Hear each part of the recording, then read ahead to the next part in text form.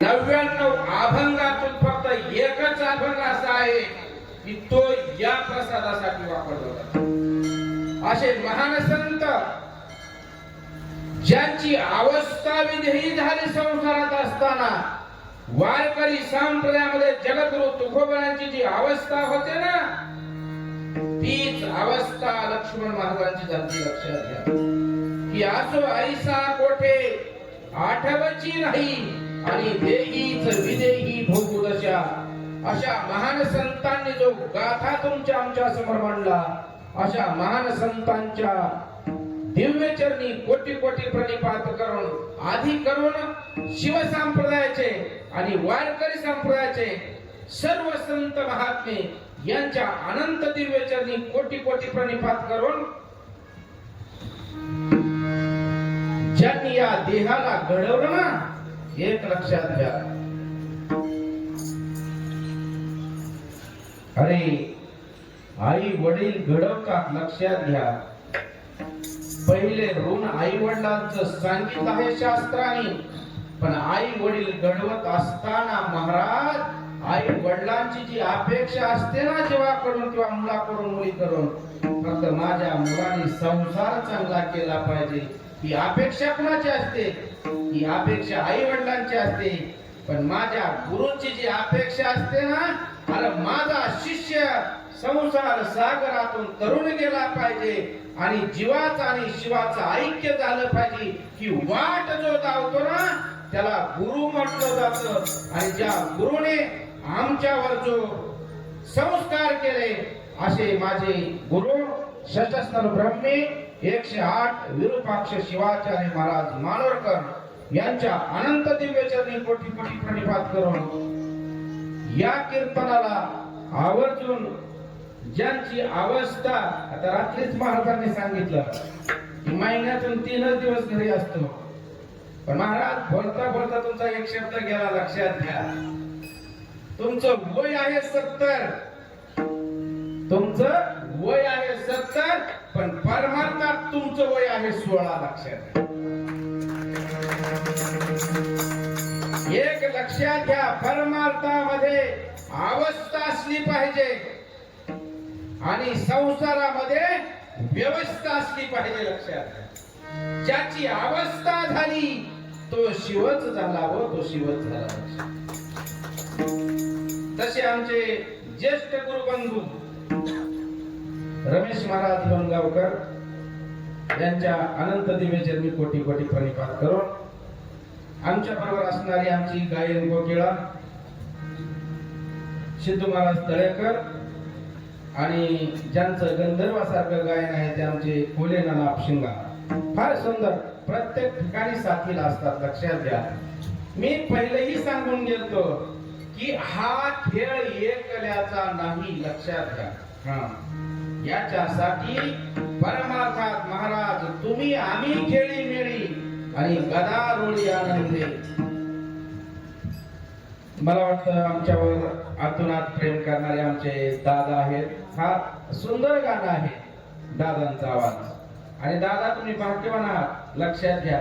कुठं वडील गायक असला तर मुलगा आता कुठंच दिसत नाही। एकमेव हीच ठिकाण दिसतंय की ज्यांचं गाणं चांगलं आहे आणि ज्यांच्या मुलाचा मृदंग ही फार सुंदर आहे, लक्षात। तुमच्या दोघांच्या इच्छेने माझा साष्टांग दंडवत। ज्यांचा आवाज महाराज तुम्हाला नावच भगवान शंकराचे सोमनाथ, आलं का लक्षात?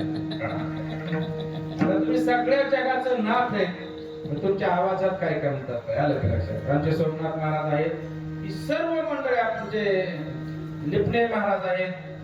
आता सर्वांचीच नाव घेता येणार नाही, पण नांदूर शिखारीतील जेवढीही लोक आहेत ना, पुढे जाऊन सांगू का की नांदूर शिकारी ही माझं गाव आहे, लक्षात। हे माझं गाव आहे। मला वाटतं ज्यांच्या हृदयात आम्ही राहिलो आणि जे आमच्या हृदयात राहिले ना, त्याला नांदूर शिकारी म्हटलं जातं, त्याला नांदूर शिकारी म्हटलं। आतुनात असणार आमच्यावरचा प्रेम आणि पुढे जाऊन सांगा सज्जनांना तुम्हाला मी की ही प्रेम फार टिकणं गरजेचं आहे, लक्षात घ्या. आणि परमार्थातलं प्रेम कायमस्वरूपी राहिलं पाहिजे. आमची सर्वच मंडळी आहेत, विशेषतः आमचे दत्ताब आहेत, शेठजी आहेत, आणि सर्वच एक लक्षात घ्या, जसं दुर्गाप्पा सगळ्याचे, दुर्गाप्पा सगळ्याचे, तसा मी सुद्धा तुमच्या सगळ्याचा, मी सुद्धा.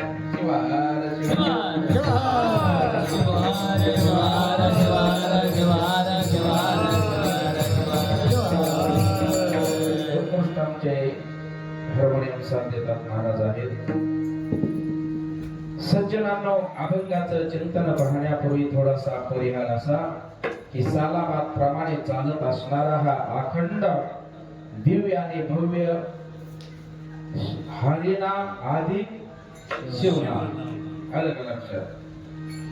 पण ही दोन्ही नाम असे आहेत, एक एकाचे हृदयी गोडी साखरेच्या ठाई हरिहरा भेद. काही नका करू बा. आपण जर शिव महापुराणाचं चिंतन जर वाचलं ना, आमच्या महाराजांचं फार अध्ययन आहे, लक्षात घ्या. तर ज्यावेळेस ब्रह्मदेव भगवान शंकरापाशी जातात ना गारण घेऊन, की हे देवा, की तुमच्या वामांगातून मी आहे आणि दुसऱ्या अंगातून जे आहेत ना ते विष्णू आहे, आणि तुमच्या कंठातून जे आले ना ते रुद्र आहे. लक्षात की तुम्ही आमच्यावर जबाबदारी सोडली आहे, ती जबाबदारी तुमच्या आशीर्वादाने आणि तुमच्या सहकार्याने आम्ही पूर्ण करत आहोत. काय जबाबदारी हो? कुणाला उत्पत्ती दिली तर कुणाला ह्या जगाचं पालन दिले. सज्जनांनो, ही कुणाच्या आदेशाने चालतंय तर ही फक्त आणि फक्त शिवाच्याच आदेशाने चालते. लक्षात. म्हणून चालत असणारा हा अखंड शिवनाम सप्ताह, आणि या सप्ताहातील आजची जी सेवा आहे ना, ती प्रसादाची सेवा आहे. लक्षात घ्या सज्जनांनो, मी भाग्यवान आहे. मी एवढा विद्वान नक्कीच नाही की मी प्रसादाचं कीर्तन करावं, गुरुमाऊलीचं मी चिंतन मांडावं आणि तुमच्यासारख्या सज्जन लोकांनी ते ऐकावं. नक्की एवढा मी मोठा नाही. एक लक्षात घ्या, मज पामर आहे आणि पायीची वाहन.